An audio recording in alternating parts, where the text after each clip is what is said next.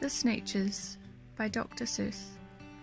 Now the star-bellied Sneetches had bellies with stars. The plain-bellied Sneetches had none upon theirs.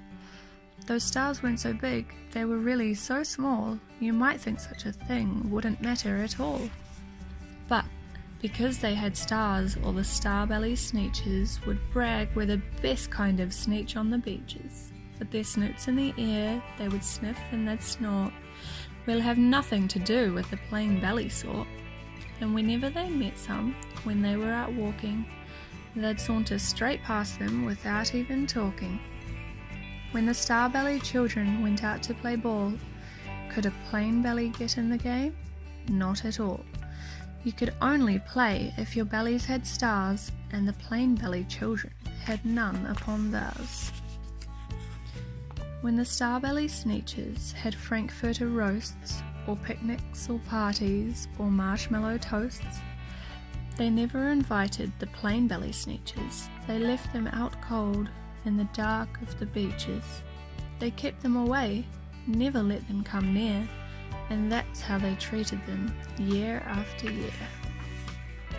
Then, one day, it seems, while the plain-bellied Sneetches were moping and doping alone on the beaches, just sitting there wishing their belly had stars, a stranger zipped up in the strangest of cars. "My friends," he announced in a voice clear and keen, "my name is Sylvester McMonkey McBean, and I've heard of your troubles. I've heard you're unhappy, but I can fix that. I'm the fix-it-up chappie. I've come here to help you. I have what you need, and my prices are low, and I work at great speed. My work is 100% guaranteed."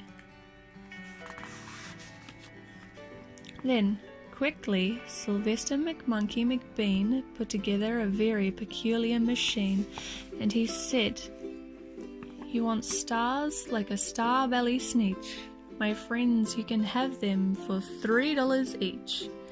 Just pay me your money and hop right aboard." So they clambered inside, then the big machine roared, and it clonked, and it bonked, and it jerked, and it burked, and it bopped them about, but the thing really worked. When the plain-bellied Sneetches popped out, they had stars.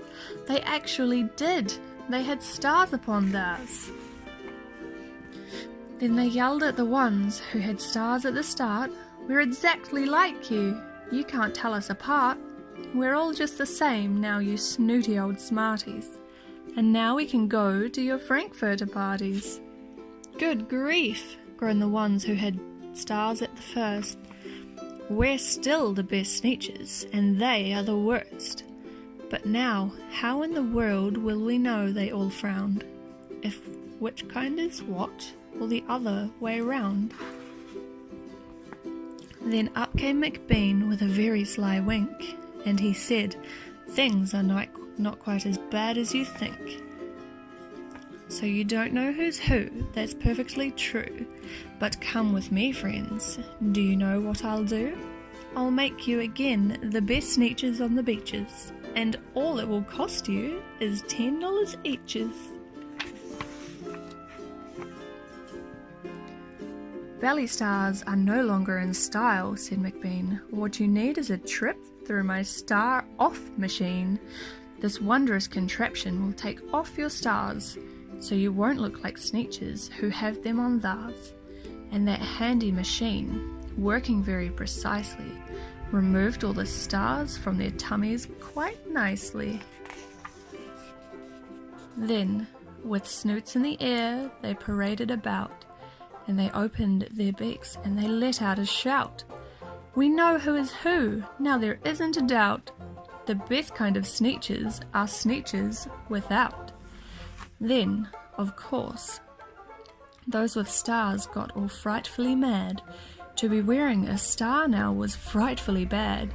Then, of course, old Sylvester McMonkey McBean invited them into his star-off machine.